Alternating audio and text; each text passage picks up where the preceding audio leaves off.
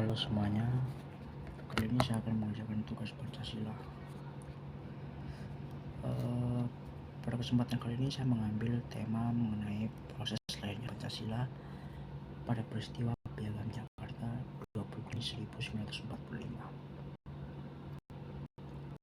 Kami fokus pada Piagam Jakarta karena peristiwa ini menjadi titik kritis yang menjembatani proses awal Pancasila di BPUPKI dengan bentuk finalnya di sidang PPKI, serta mencerminkan kompromi nasionalis, sekuler, dan religius dalam konteks kemerdekaan Indonesia. Piagam Jakarta disusun oleh panitia kecil yang berisikan anggota 9 orang. Pada pembentukan ini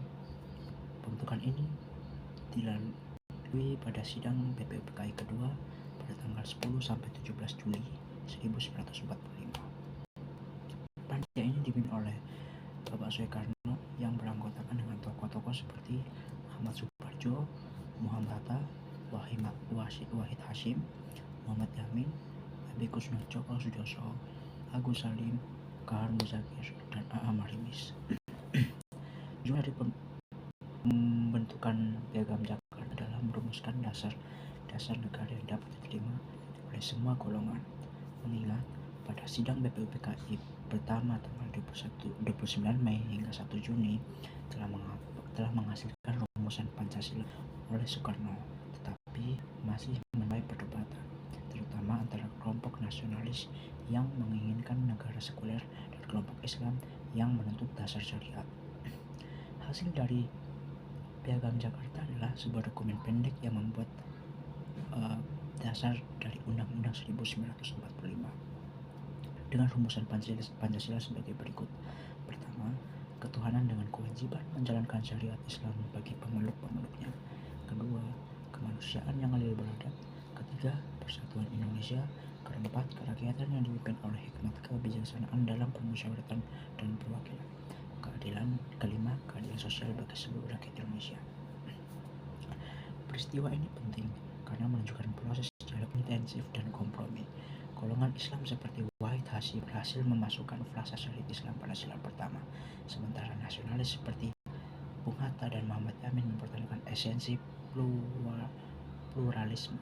Namun, piagam ini belum final.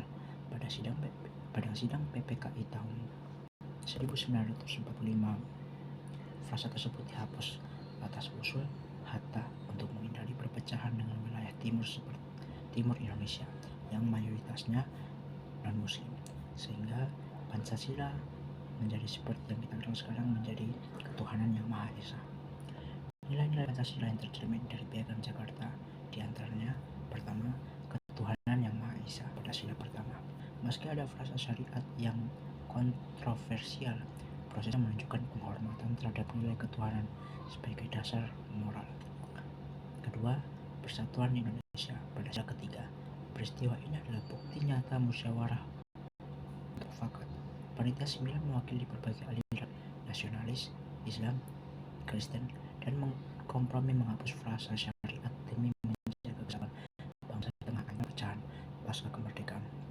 Nilai ketiga, kerakyatan yang dipimpin oleh hikmat kebijaksanaan dalam permusyawaratan perwakilan.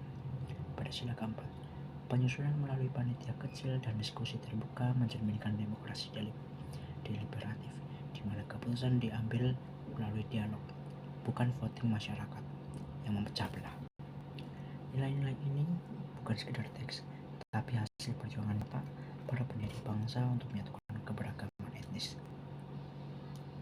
Pelajaran utama dari Piagam Jakarta adalah kekuatan kompromi dan toleransi dalam keberagaman. Para pendiri bangsa, meski berbeda pandangan, tetap memilih jalan tengah demi persatuan. Ini mengajarkan bahwa ideologi tidak boleh menjadi alat pemecah, tapi perekat bangsa. Tanpa kompromi ini, Indonesia mungkin terpecah seperti banyak negara pasca kolonial lainnya. Bagi generasi muda saat ini, di era media sosial yang penuh polarisasi, hoaks, dan isu sara, nilai ini sangat relevan. Kita sering melihat perbedaan politik atau agama berujung konflik virtual, bahkan kekerasan. Sekian dari saya, terima kasih.